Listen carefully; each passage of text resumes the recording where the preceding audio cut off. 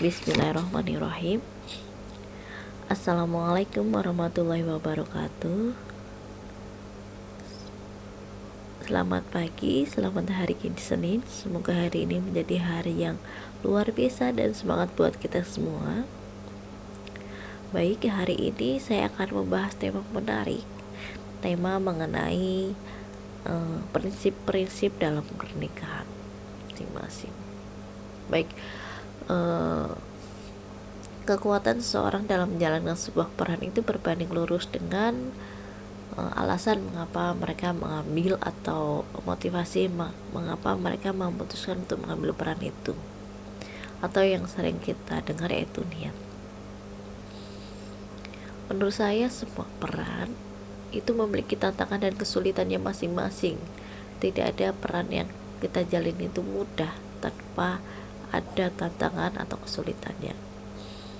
Yang menjadikannya mudah yaitu adalah karunia Allah yang sudah Allah berikan ke kita, karunia kemudahan sehingga kita mudah sekali menjalani tantangan atau peran itu dengan baik.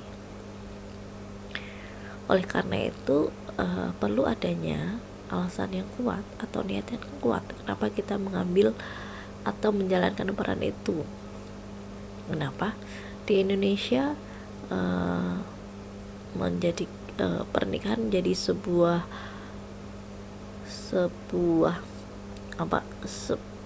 norma agama ya, karena kita ada agama Islam, beberapa agama di Indonesia, dan norma sosial bahwa hubungan suami istri yang tidak diikat dengan pernikahan adalah hubungan yang tidak resmi, sehingga di Indonesia banyak orang yang memilih untuk menjalankan peran pernikahan dan mengambil tanggung jawab dan menjalankan peran pernikahan dengan tanggung jawab dan konsekuensinya dalam pernikahan itu sendiri.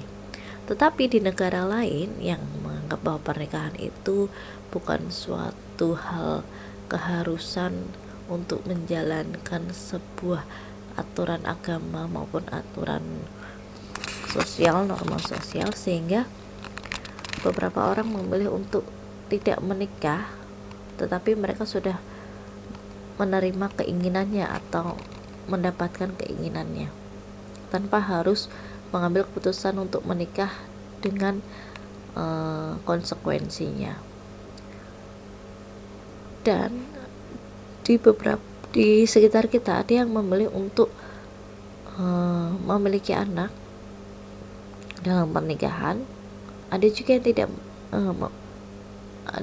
memilih untuk tidak memiliki anak, ada juga yang memilih untuk memiliki anak banyak, ada juga yang memilih untuk memiliki anak sedikit. Ada juga orang-orang yang berusaha optimal mungkin berobat ke sana kemari agar memiliki anak, tapi ada juga yang mudah hamil tetapi membatasi untuk memiliki anak atau bahkan tidak memiliki anak. Semua itu keputusan atau peran yang diambil adalah yang menguatkan adalah alasannya atau niatnya. Alasan kenapa mengambil peran menjadi seorang istri dan ibu. Karena kalau kita tidak memiliki alasan yang kuat kenapa menjalankan peran itu, maka pada saat kita down, pada saat kita menghadapi sebuah permasalahan yang susah atau sulit atau mentok, yang menguatkan kita, yang membantu kita untuk bangkit lagi adalah niat kita, alasan kita. Pada saat kita mengalami amanah yang cukup berat, kemudian saat kita mengalami tingkat kebosanan yang tinggi, ada dua pertanyaan besar yang harus mampu kita jawab atau kita tanyakan kepada diri sendiri dan kita jawab. Mengapa kita memilih menikah? Dan mengapa kita memilih untuk memiliki anak atau mengambil peran menjadi seorang ibu? Niat itu sangat penting sekali ya, sangat-sangat amat penting. karena memang ini yang saya rasakan juga ketika saya mengalami satu kondisi di mana saya penat dan saya nggak tahu harus bagaimana. Yang menguatkan saya adalah niat kenapa saya mengambil peran itu, dan akhirnya fokus pada diri saya sendiri, fokus pada perbaikan diri saya. Dan dalam pernikahan, kita kembali lagi dalam pernikahan, ada 3 prinsip yang harus kita pegang. Nah, 3 prinsip itu sebetulnya fokusnya untuk menjaga kesehatan mental kita, dan fokus pada upaya-upaya kita, diri kita mengambil peran itu. Yang pertama dalam pernikahan adalah meridhoi kekurangan pasangan, maka Allah akan meridhoimu. Itu satu prinsip yang luar biasa. Saya ambil dari seorang guru saya, beliau kepala sekolah PAUD Al-Burhan, Bu Elo. Seminggu sebelum menikah beliau banyak bercerita dan banyak memberikan wejangan untuk saya, yang salah satunya sampai sekarang yang saya masih pegang adalah, Rifa, ridhoilah kekurangan suamimu dan Allah akan meridhoimu. Itu beliau pegang betul, dan itu memang saya pegang karena pada saat hubungan pernikahan atau hubungan suami istri, kita sudah resmi menikah, 1 bulan pertama, 2 bulan pertama, 3 bulan pertama masih belum terlalu tampak, tapi semakin pertama usia pernikahan akan selalu semakin tampak sifat asli kita. Dan saya yakini bahwa setiap orang punya kelebihan dan kekurangannya masing-masing. Pada saat kita menuntut pasangan kita menjadi A, B, C tanpa menerima sepenuh hati kekurangan kita, maka kita akan kekurangan pasangan kita, maka kita akan mudah stres, sangat mudah stres.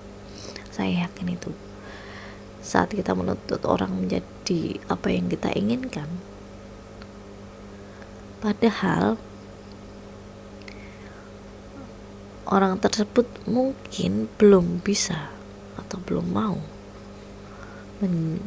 menjalankan atau menjadi apa yang kita inginkan.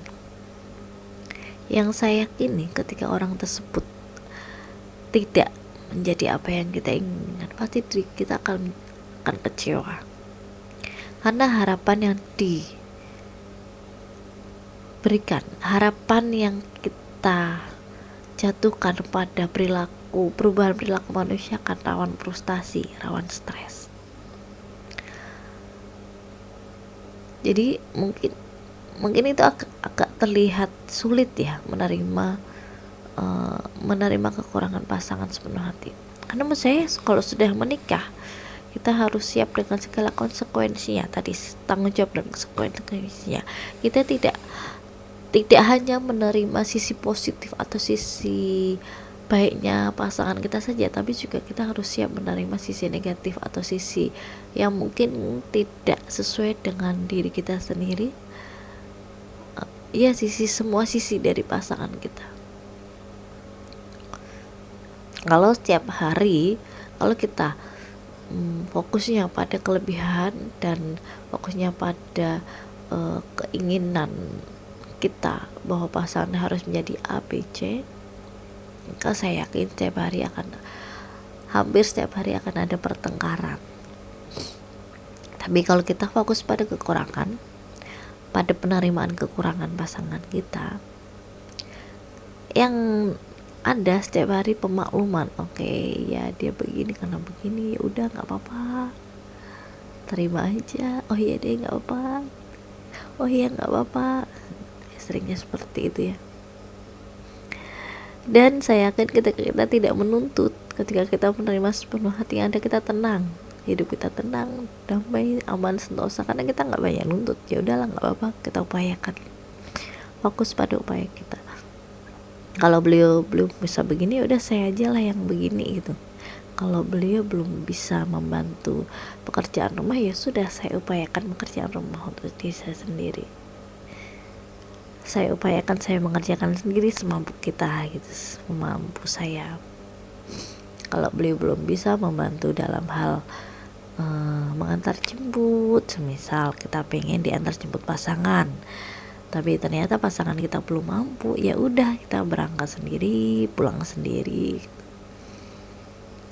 dan tidak menuntut apapun. Karena kalau kita selalu menuntut, hati kita akan sempit ya, rasanya jengkel aja terus. Ini penting bagi teman-teman yang mau menikah, prinsip menerima kekurangan pasangan. Karena saya yakin sebelum menikah itu kekurangan pasangan itu nggak kelihatan banget gitu. Jadi kalau kita siap menerima kebaikan, kita juga harus siap menerima kekurangannya gitu. Yang sering saya temui, orang selalu siap menerima kelebihan dan kebaikan, tapi orang itu nggak siap menerima kekurangan. Jadi pada saat berumah tangga, yang sering kali tuntut menuntut. Prinsip yang kedua yaitu memaafkan. Saya baca di salah satu buku Forgiveness Therapy, salah satu guru saya juga, Kang Asep, beliau pakar terapi memaafkan di Indonesia, salah satu pakarnya. Dia menyampaikan bahwa hidup adalah perjalanan memaafkan. Begitu juga dengan pernikahan. Pernikahan adalah perjalanan memaafkan. Karena kita sudah berusaha menerima kekurangan pasangan kita sepenuh hati, otomatis ketika suami atau pasangan kita atau istri kita menjalankan atau sedang melakukan kesalahan, kita harus selalu memaafkan. Pada dasarnya memaafkan itu bukan karena orang tersebut pantas dimaafkan, tapi lebih karena kita pantas untuk bahagia. Dengan memaafkan kita melepaskan perasaan-perasaan negatif seperti benci, kesel, ya, kecewa gitu. Dan memaafkan itu sebuah keterampilan. Kalau kita nggak latih, ya kita nggak akan menjadi orang yang mudah memaafkan. Dan memaafkan merupakan sesuatu hal yang tidak mudah juga, cukup sulit. Jadi harus dilatih.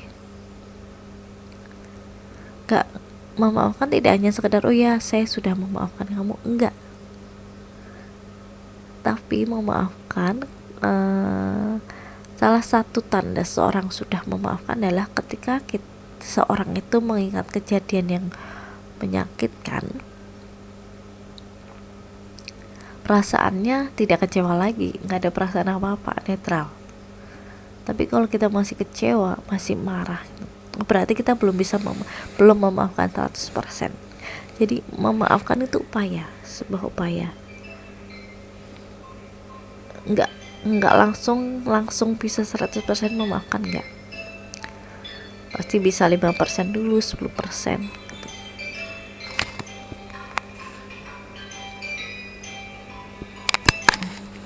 Dengan memaafkan, saya yakin hati kita menjadi lebih tenang dan lebih produktif. Kalau kita setiap hari melihat seseorang melakukan kesalahan di mata kita dan kemudian kita sulit memaafkan, atau mungkin bisa jadi ini kasus yang sering terjadi ya, seorang istri yang ketika suami mengalami satu kesalahan, tapi yang disampaikan istri itu kesalahan-kesalahan sebelumnya. Jadi dia kesalahan suami diungkapkan lagi. Yang ada apa? Semakin tengkar, semakin bertengkar, semakin runyam, semakin besar masalahnya. Karena pada dasarnya seorang laki-laki itu nggak seneng loh kalau dia salah itu kesalahan yang lain yang nggak nyambung dengan permasalahan ini disebutkan juga. Nggak cuma laki-laki, kita sebagai perempuan pun juga seperti itu. Ketika melakukan satu kesalahan, kesalahan-kesalahan sebelumnya diungkapkan juga. Loh, katanya udah memaafkan, kok masih diungkapin aja gitu. Itu tanda kita belum bisa memaafkan. Maka ketika kita marah, ketika kita kecewa, sampaikan satu kesalahan itu, nggak usah nyambungin sama kesalahan-kesalahan sebelumnya yang akhirnya menganggap bahwa orang tersebut atau lawan bicara kita atau pasangan kita itu menjadi orang yang sangat bersalah sekali, atau kita menjadi semakin kesel karena kita ingat kesalahan-kesalahan yang lagi. Karena pada dasarnya dengan mengingat kesalahan itu dan perasaannya masih marah, berarti dia belum bisa memaafkan.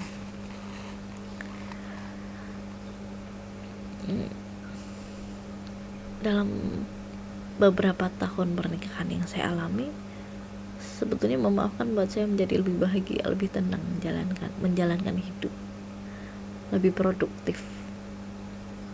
Yang pertama. Kemudian yang ketiga adalah membagikan kebahagiaan.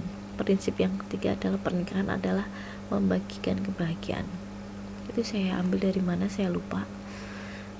Oh ya, pada saat saya punya masalah, saya baca buku, saya baca artikel atau baca tulisan yang dari orang yang sudah saya anggap sebagai guru saya. Itu mengungkapkan bahwa pernikahan adalah membagikan kebahagiaan, bukan mendapatkan kebahagiaan atau mendapatkan cinta. Seringkali orang-orang mau menikah itu karena dia sudah capek ya, jadi jomblo, udahlah capek, mending aku nikah aja gitu. Berarti dengan nikah capeknya hilang gitu ya harapannya. Padahal sebetulnya dengan menikah dia sudah menerima tanggung jawab dan konsekuensinya. Capeknya itu hilang atau tambah capek, saya nggak tahu juga. Justru bukan karena dia sudah capek akhirnya menikah, enggak, tapi karena sebetulnya dia sudah semangat, dia sudah bisa membagikan kebahagiaan, ya udah saya menikah gitu. Karena saya yakin ketika kita menikah mencari kebahagiaan atau mencari cinta, mendapatkan cinta atau tidak mencari cinta, kita akan lebih menderita. Karena yang ada kita menuntut untuk dibahagiain, menuntut untuk dicintai terus, padahal sebetulnya suami kita tuh sudah memberikan, atau pasangan kita tuh sudah memberikan cinta sepenuh hatinya. Cuma kadang di mata kita pasangan kita belum melakukan apa-apa, hanya kita merasa gak dicintai, hanya kita merasa kamu tuh tidak memberikan kebahagiaan buat aku loh, padahal kan aku pasanganmu gitu. Kalau kita punya prinsip mencari kebahagiaan atau mencari cinta, saya yakin kita gak produktif, kita gak senang, kita gak bahagia, kita yang ada tuh rasanya sempit aja terus, rasanya ransing, marah-marah, mudah terpancing emosi. Itu penting sekali membagikan kebahagiaan. Beda dengan kita sudah bahagia, kita sudah merasa mencintai diri kita sendiri, yang kemudian ketika menikah kita membagikan cinta kita ke pasangan, dia udah bisa dikatakan sebagai bucin dia gitu, setiap hari menyampaikan rasa cintanya.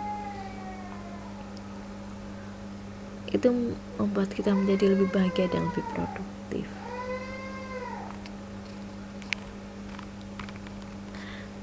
Itu dia. Jadi 3 prinsip pernikahan yang perlu kita pegang buat kita yang sudah menikah maupun mau menikah. Yang pertama adalah terima kekurangan pasanganmu, ridhoi kekurangan pasanganmu, maka Allah akan meridhoimu. Yang kedua, selalu maafkan pasanganmu, karena pernikahan adalah jalan memaafkan, proses perjalanan memaafkan. Kemudian yang terakhir adalah pernikahan adalah membagikan kebahagiaan, membagikan cinta, bukan mencari cinta atau mencari cinta atau mencari kebahagiaan. Dengan 3 prinsip itu, saya yakin kesehatan mental kita akan terjamin. Kita akan menjadi orang yang lebih produktif, lebih bahagia, lebih bermanfaat, dan lebih tenang menjalankan kehidupan pernikahan. Terima kasih banyak, semoga ini bermanfaat buat kita semua. Mohon maaf jika dalam penyampaian ada hal-hal yang kurang maupun ada hal-hal yang menyakitkan. Semoga bermanfaat. Wassalamualaikum warahmatullahi wabarakatuh.